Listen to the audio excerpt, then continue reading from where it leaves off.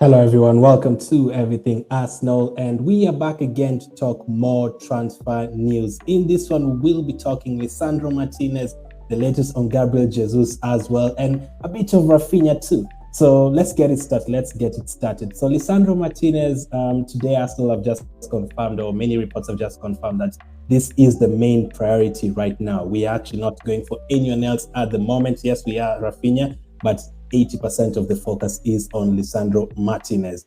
This is the guy that we are 100% focusing on, and Arsenal have made him a priority. Now, this is a guy who can play as a left back. This is a guy who can play as a centre back. This is a guy who can play as a central midfield as well. He can cover for us in a lot of positions. He can end up starting with Gabriel and Ben White, or instead of any of that. He can end up helping us with Tierney on the left side if Tierney gets injured. He might even take over that Tierney position. You just never know.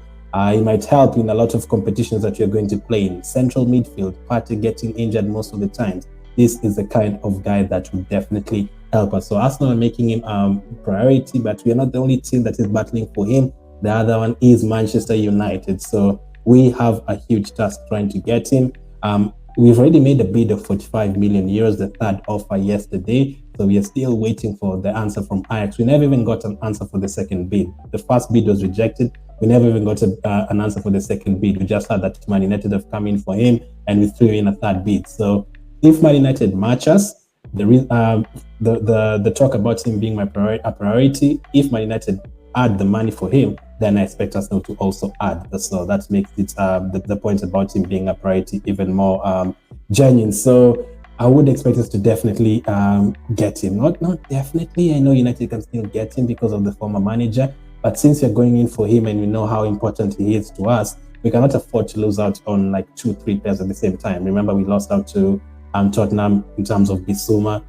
Many of our fans wanted him. I'm not sure Arteta and Edu really wanted him. Obviously, remember, Raphinha is still available. Raphinha is still a Leeds player, so he's not yet joined Chelsea. But if he ends up joining them, that's a second player we'd have lost. You don't want to lose another one to another rival. Tottenham, Man United, Chelsea. That would be really bad. Lisandro Martinez would bring in the experience. Some people have been asking, is he really that good? I mean, he was the player of the season at Ajax, a team that has a layer, a team that has the likes of Tadic playing really well, Anthony, and all those players. They have really good players, and they did well in the Champions League. They were putting 5 past teams like Sporting. Dortmund got trashed 4 as well. Very good team. So Lisandro Martinez is a priority for Arsenal. Hopefully we do get it done. Would you pay, if United match that 45 million euros, would you try and would you give them 50 million euros, or do you think that is too much for someone like a Martinez and you prefer us going for someone else? Let me know. The next player is Jesus. Obviously, there was a video that was kind of leaked today on Jesus walking around the Emirates Stadium, doing the official videos and everything. By now, I'm expecting the interviews to already have been done. Probably this was the final video, all the pictures taken, everything confirmed. So I'd say if I was gambling man, I'd say it's definitely going to be announced tomorrow on Friday, unless obviously Arsenal want to make it, do it like a script, like it's Jesus announcing on Sunday and all that. Maybe that is what they want to do, who knows? But I would expect it to be announced tomorrow. The latest Saturday. I don't think we'll get past Saturday without hearing about the announcement of Jesus. A lot of people have been complaining, just announce Jesus, just announcing. As long as we know the players come in, I have no problem with us just focusing on other transfers. Yes, it's very good when a player gets announced. It makes us feel happy, seeing him arriving 2 days ago, seeing him doing the medical and everything. But he's an Arsenal player, so I wouldn't be too worried. Probably we'll see him getting announced tomorrow. So I guess we can start talking about welcome to Arsenal, Gabriel Jesus. And we've sorted out our first striking problem. We still need a second striker. Or do we need a winger first? Remember, Raphinha is still available. Barcelona talked about him yesterday. They were saying Arsenal is still waiting for Raphinha to make a decision. But it's still kind of... it would still be weird that if Raphinha chooses Europa League instead of Champions League, I still expect him to join Chelsea, unless something drastic happens and he just says, you know what, I think Chelsea will not get game time, or I just don't want to join Chelsea, I prefer Arsenal. Maybe he seems sure to play at Arsenal. Maybe if he decides that, or if Deco tells him to come to Arsenal and Barcelona pull out, or you never know, Chelsea could also pull out of the deal and decide to go for Sterling instead on the same day. we could still get him, but Chelsea have given him 60 million. I'm not sure Arsenal is going to give him more than that unless we match it and then Raphinha chooses Arsenal. But Raphinha is still a Leeds player, he's not yet joined Chelsea. So would you try and give him that 65 million, or would you look to spend that money elsewhere? Would you go for a winger like Raphinha, up the price for him, up the offer? Or would you go for someone like a Gnabry? A lot of people have talked about Gnabry. Maybe you should go for someone like a Gnabry. Or would some of you go for someone like a midfielder back to Tielemans, or a defender? Where would you spend that money? Let me ask it correctly. If you're the Arsenal manager right now, who would you try to sign next? We've signed Gabriel Jesus, we've signed Martinez, we've signed Fabio Vieira. Who would be your next signing? Would it be Lisandro Martinez? Would it be Raphinha? Would it be Gnabry? Would it be a midfielder? Do you think our midfield is the main problem? Or would you go for a backup striker first? What would you do next? There's a lot of things that will still happen in the transfer window very, very soon. There's also been rumors about Martinelli contract talks. I'm not sure 100% how I'm not 100% sure how that is, how true that is. As of now, I'm all over the place with those words. I'm not sure how true that is. That is what I should have said.